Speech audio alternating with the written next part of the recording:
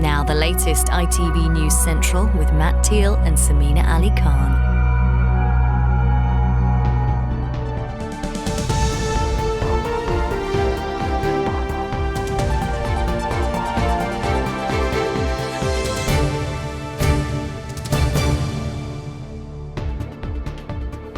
Hello there, welcome to a new week on ITV News Central for the East Midlands. On tonight's programme, we challenge the Prime Minister over child mental health support as part of our ongoing investigation.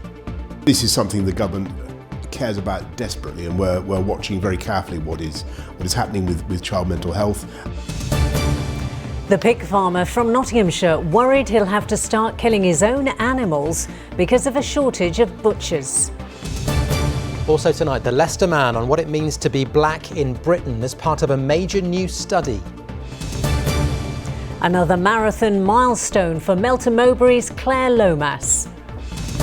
Well, from that sporting success to a bit of a mixture in football, there was frustration for Leicester. Derby clawed another point back, and Nottingham Forest, they scored another 3 with another win for Steve Cooper.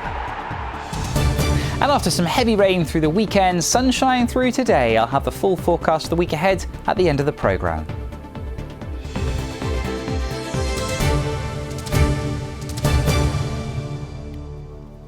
Good evening. As part of our ongoing special investigation into child mental health provision in the East Midlands, we've put the concerns of families, doctors and healthcare workers to the Prime Minister. Hundreds of parents told us how they've struggled to get help for their children, even in the most serious cases. Meanwhile, healthcare professionals and teachers continue to warn of a deepening crisis in the sector. Boris Johnson, though, insists his government cares deeply about the issue, despite there being no minister available to speak to us when we aired our original programme back in July. He says millions of pounds is being made available to improve the situation, but a charity says it's not enough. The Prime Minister has been speaking to our political correspondent, Alison Mackenzie. Our special investigation began with a question. What is your experience of child mental health provision? We were flooded with emails from parents struggling to get NHS support.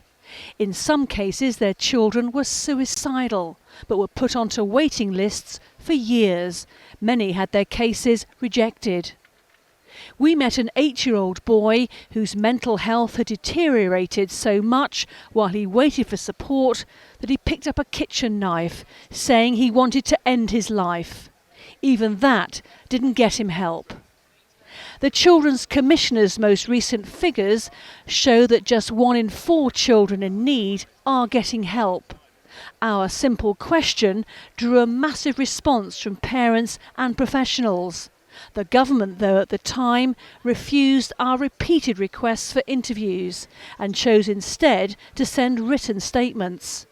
Now we've sat down with the Prime Minister.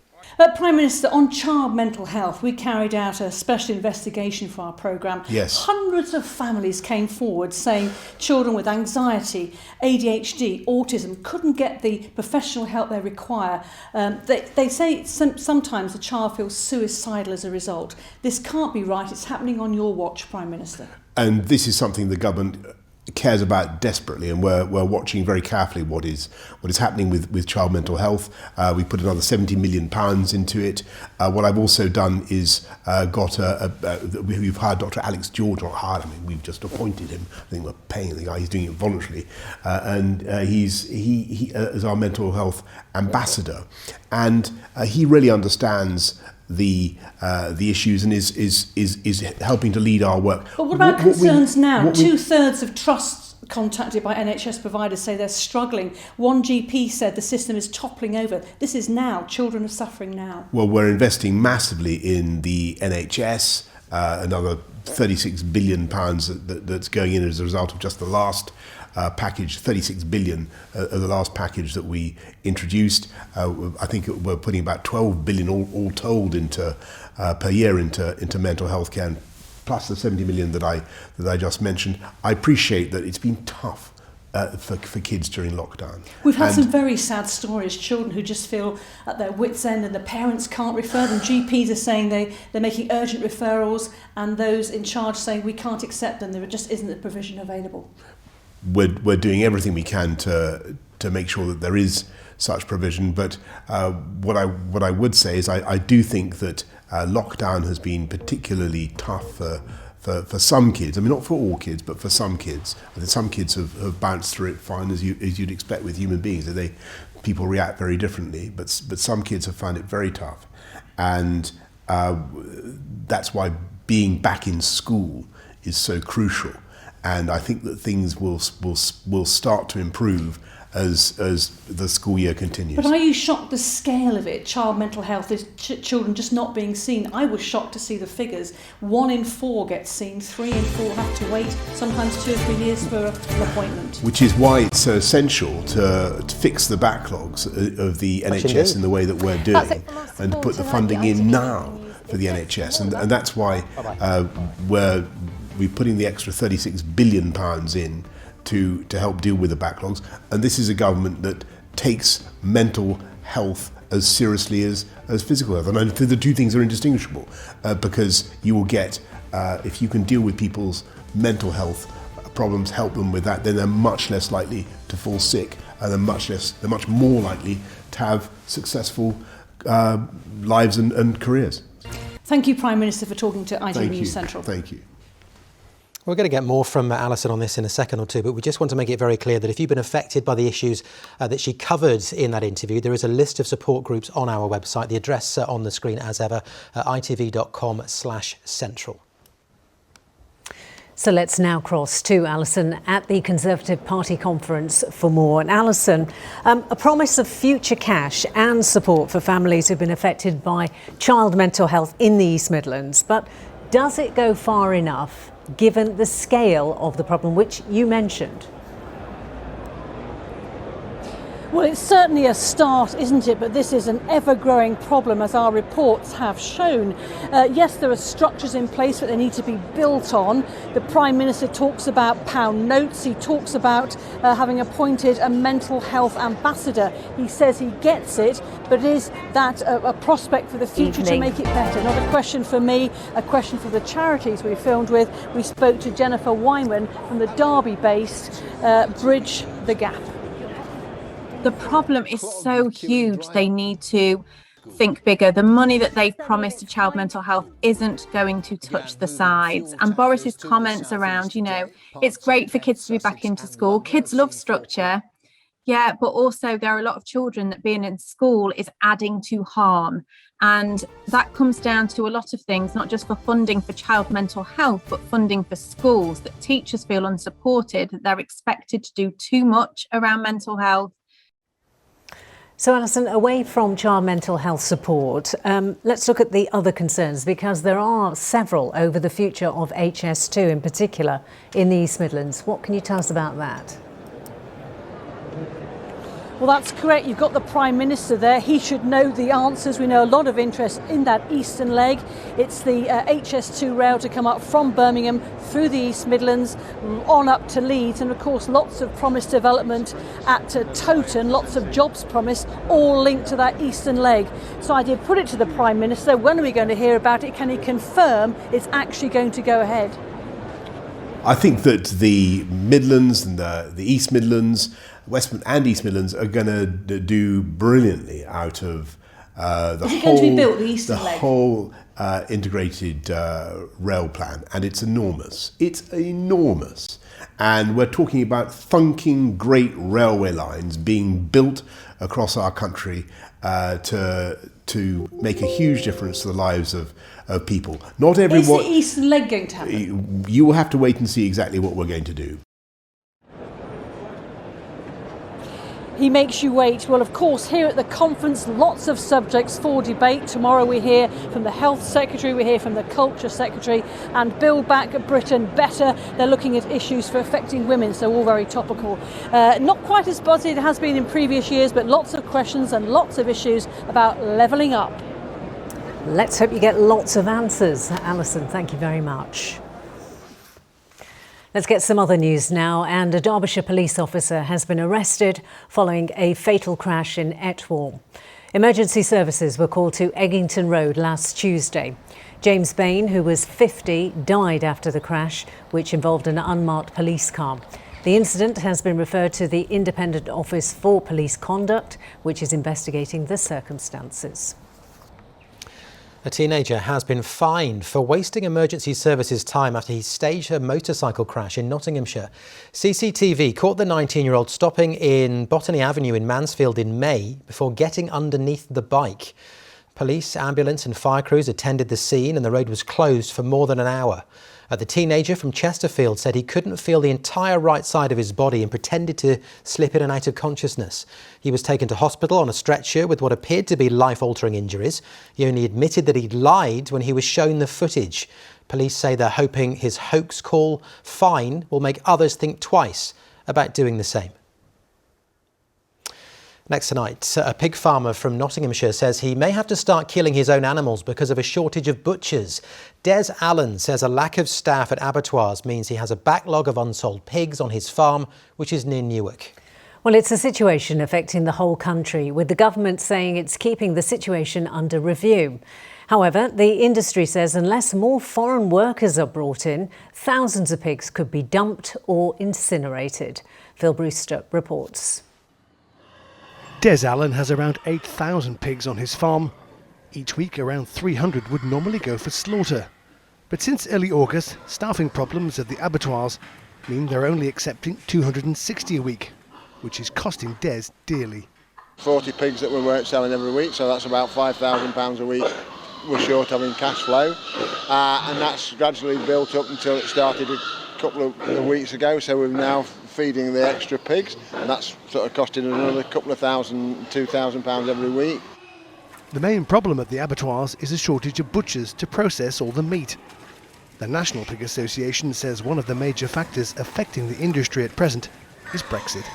We've had a number of butchers left the country when we left the EU, and following on from the COVID issues, some have, when they've been able to go home, have not returned, and so we're now at about 15% in terms of the shortage of butchers in this country. Currently, Des Allen has a backlog of around 400 pigs at his farm near Newark, but nationally the problem is much bigger, with up to 120,000 animals awaiting slaughter. Today, pig farmers protested outside the Conservative Party conference, arguing that unless the butcher shortage is addressed, it could lead to a mass cull on farms, with tens of thousands of pigs either incinerated or sent to landfill. Farmers are in a hard position at the moment. The feed price is really high, energy costs are going up, there's labour shortages on farm as well as in abattoirs, but the whole thing is an absolute nightmare. As a solution, there are now growing calls for a temporary visa scheme to bring more butchers into the UK from abroad. Definitely need the government to allow some foreign workers to come in and plug that gap. That might not be a permanent solution, but would be a temporary solution, and we need to work towards getting sufficient British workers trained up to do that job. So far, ministers have largely resisted calls to relax immigration rules, arguing the market will correct itself and that employers need to improve wages and conditions to attract more people into the industry. But industry bosses are warning that unless the problem is tackled, it could lead to shortages of supply in the run-up to Christmas and spell financial disaster for pig farmers. Phil Brewster, ITV News, Nottinghamshire. In response, the Department for Environment, Food and Rural Affairs told us, "We understand the challenges that the pig industry has faced in recent months because of the COVID-19 pandemic, labour shortages, accessing CO2 supplies and reduction in exports to the Chinese market. We are keeping the market situation under close review and working closely with the sector during this time." A Northampton-based company that left hundreds of people out of pocket by claiming it could help them get compensation for delayed flights has been fined £250,000. Beverly Blackburn was among those targeted by Flight Delay Claims Team. More than 500 complaints against the company were reported to Northamptonshire Trading Standards, the most ever received about a single company. Very stressful. a lot of tears, a lot of arguments between myself and my husband, because I kept thinking, they can't keep harassing me just because he'd put in a flight number and my email address. At some points my husband kept saying, we'll just pay them, because £200 or £300, you're thinking, we'll just pay up. But I said, no, we're not paying. They haven't done anything, we can't pay them. The ITV Evening News is on after us. With the details, here's Mary Nightingale. Coming up on the programme, a warning from the Chancellor that the recovery will come at a cost. In his big speech at the Tory party conference, Rishi Sunak said more tax rises will be needed to fix the public finances. Also ahead, the military begin delivering fuel to the forecourts, but is it enough to fix the petrol crisis? Plus, the junior doctor and his pet dog that helped him to a top 10 finish in the London Marathon. Will you join me for those stories and more at 6:30? A community advocate from Leicester has joined others from across the country to take part in a national online survey. The aim is to create a comprehensive insight into the experience of being black in Britain. The Black British Voices project is the first study of its kind, and it's hoped it will build understanding and drive positive change. Amrit Birdie has been speaking to some of the key people involved. What it means to be black and British is an ever-evolving identity. Almost 2.5 million people identify as black or black mixed race in England and Wales.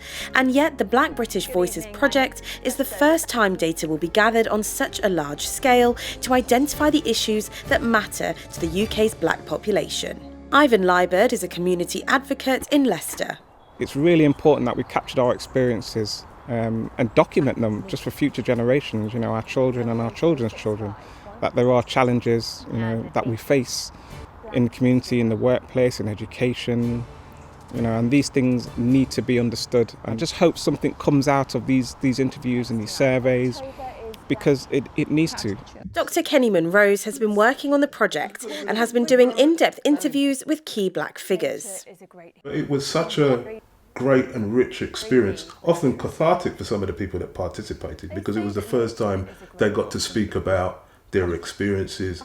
They unpacked some deep-seated sentiments about their experiences as being a black person in Britain. One of the primary outcomes of the project will be to form a database, something that harnesses the voices of black people in this country.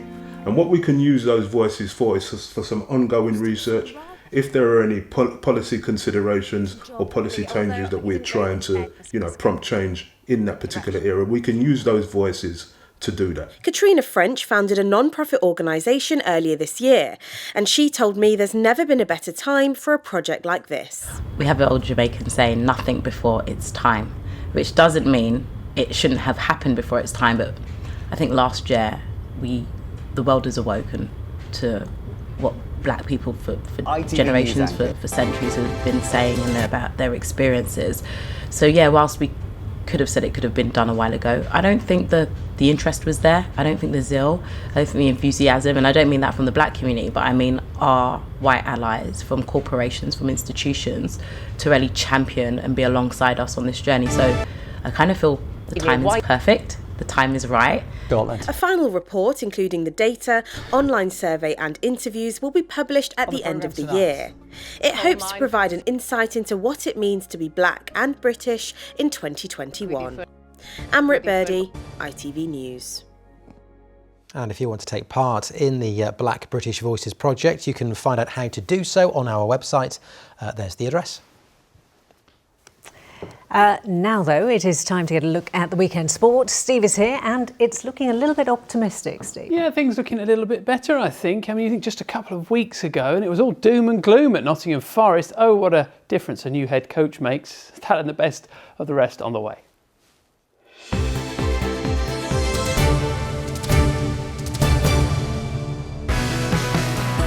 For the love of the game. eBay sponsors ITV Regional Sports Reports. Yes, it was a great weekend for Nottingham Forest, who are looking good under Steve Cooper. Elsewhere, another potentially vital point for Derby, but we start in the Premier League with Leicester, where what looked like a win slipped away. Just 2 wins from an opening 7 games is not what Leicester City would have been aspiring for. But at Crystal Palace, Brendan Rodgers' side started well, opening the scoring against the run of play when Kelechi Iheanacho capitalised on a mistake. And 6 minutes later, all looked well, as Jamie Vardy made it 2 with a smart finish. But the second half saw a reversal of fortunes. Substitute Michael Olise volleyed in to cut Leicester's lead to 1. And then former Foxes player Jeffrey Schlupp added a second just 48 seconds after his introduction. That was just his second touch of the game. Leicester, who spent most of last season in the top 4, are 13th. In the Championship, Nottingham Forest continue to look rejuvenated under Steve Cooper. 3 unbeaten and 6 goals in their last 2. The first of those at Birmingham City came when Lewis Grabban fired into the top corner. Birmingham were creating chances, twice hitting the post, but when another goal came, it went again for the visitors. Ryan Yates making it 2-0.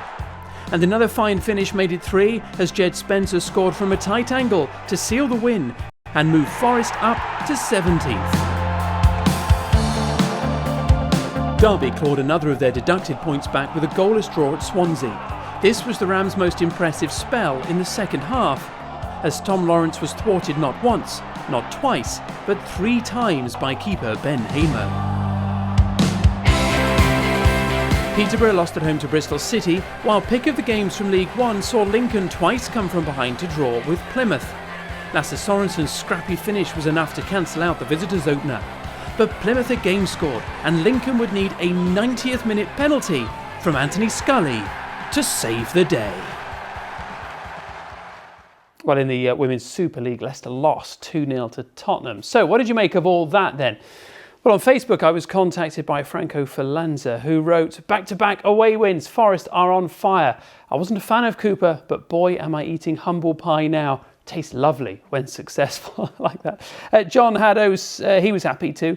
Another win, another good performance, but the defence needs to be better. Grabban scoring again. Steve Cooper has really got them playing. While Julia Hall wrote, "A great point for Derby, hanging on to every point we can get. Fans supporting Wayne Rooney and the lads. Come on, you Rams." Thanks to everyone who got in touch. Premiership Rugby and Leicester Tigers are top of the table after 3 matches. Now, this wasn't a moment of classic rugby, but this collapse maul at the end against Saracens saw Tigers had awarded a penalty try, and with it the win, which sees them on top. Now, just behind Leicester, in second, are local rivals Northampton Saints. They scored early tries through Tom Collins and this from Matt Proctor, and held on for a spirited fight back from London Irish to ensure an East Midlands 1-2 at the top of the table.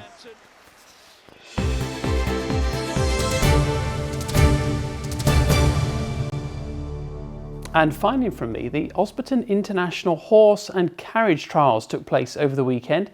Our reporter Phil Brewster was there. He took some shots of the action on his phone. Well, the event near Worksop took place over 5 days and involves dressage, cross-country and show jumping. As you can see, the weather was a bit wet, but did manage to film a rainbow. The overall winner of the 2-star competition was Miss Toots Bartlett on her horse Freestyle R. And yes, that is her real name. Well done, Miss Toots Bartlett. I know you're thinking, he did that on his phone? I'm thinking I didn't know how Phil spent his weekends, and now I do. Yeah, Phil, big in dressage, apparently. Clearly a bit of a dark horse. Oh, hey, well, there we go. I think it must be time to move on. It is. Thanks, Steve. Now, thousands of people took part in this weekend's London Marathon, among them Claire Lomas from Melton Mowbray. She was paralysed from the chest down after a horse riding accident in 2007. Well, the last time Claire did the marathon, it took her 17 days to complete. We'll explain exactly why in a moment or two. This year, she did it in under 7 hours while raising money for a children's charity. Here's Rajiv Popat. It was tough, it was gruelling, but Claire Lomas was determined to complete the London Marathon. She recently took up motorcycle racing and decided to wear her biker's leathers. In 2007, Claire was left paralysed from the chest down in a horse riding accident. Just days before the marathon, she returned for the first time to the spot where her life changed forever. Appearing on Good Morning Britain, she said it's been an emotional few days. I was asked to speak at an event there, and at the same time they took me over to see where I had my accident. It was kind of strange because I wouldn't have been ready to do that in the first few years. But now I feel that actually it closed a lot of chapters, but closing the chapter is the start of the next one, and it's actually given me opportunities that I wouldn't have had. In 2012, Claire from Melton in Leicestershire completed the marathon in a bionic suit. That took 17 days. This time she got round in 6 hours and 40 minutes. I wanted to do it to help raise money for Whiz Kids, which helps get disabled children mobility equipment that you deserve. And, you know, when I had my accident, I didn't just get given a lightweight wheelchair. They're really expensive and all the equipment. And it changes your life. It gives you freedom and independence if you can have that. So that kept me going when it was tough. As a role model, just showing how you can push boundaries and go so far and achieve so much, but also have fun along the way, I think is a really wonderful thing that Claire has achieved. As of this morning, Claire has raised over £7,000 and counting for Whiz Kids, which is just incredible. Motorcycling is Claire's latest passion. She rides a specially adapted bike. Once I'm lifted onto my bike and away, you wouldn't know I was paralysed. I'm just like any other rider on the track, a little bit slower, but I'm getting better.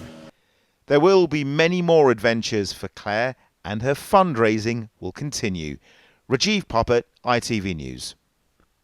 You do get the impression that if Claire puts her mind to anything, she'll give it a go. She will do it. Yeah, and she'll do it well. Yeah. She's one of those, isn't she? Yeah. Yeah, well done her. That's a phenomenal achievement. And do stay with us because we've got your moments at the London Marathon coming up. Now, though, let's get the weather forecast. It's been a bit rainy, but is it going to last? Here's Chris.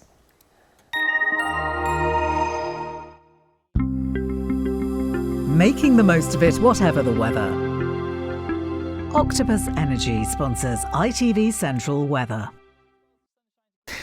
Hello there. Very good evening to you. So far in the last week, we've seen the wetter and the windier side to autumn. Through the weekend, heavy rain on Saturday, dry for most on Sunday with just the odd isolated shower, and that's much the same through today as well. And for the week ahead, we hold on to some heavy outbreaks of rain overnight tonight and into tomorrow, but by the middle part of the week, it turns a lot drier, high pressure builds in, and actually turning a little warmer as we go towards the end of the week too. It's this area of low pressure which is driving in heavy rain overnight tonight. That will gradually track its way eastwards through tomorrow, but it's this back end of the occlusion here, the frontal system, that comes back in with a vengeance for the north and west with some gusty winds and also some heavy rain through tomorrow too. So it's dry out there at the moment. We've seen 1 or 2 showers. Here comes that weather front through the night. Our Met Office yellow weather warning is in force across eastern parts of the region too, where we could see rainfall totals really totting up. That could lead to some localised flooding issues. Tomorrow morning we start with temperatures 10 to 11 degrees. The rain does clear out, but remember that hang back of that weather front here. It comes back in from the northwest, bringing more wet weather into the afternoon. Heavy rain again already falling on that saturated ground, and temperatures a chilly feeling day. Temperatures just coming between 12 and 14 degrees. By Wednesday and into Thursday, though, this deep area of low pressure, that's actually an ex-hurricane Sam tracking its way north and eastwards, but actually it allows this high pressure to build further south across the UK, which means as we go through the latter stages of the week, it turns a lot drier, and with the southerly airflow developing, actually something a little bit warmer as well. So some heavy rain through tonight, that could bring the risk of some localised flooding into tomorrow, clearing out on Wednesday to something brighter, sunny spells towards the weekend, and turning warmer too. Bye-bye. Octopus Energy sponsors ITV Central Weather.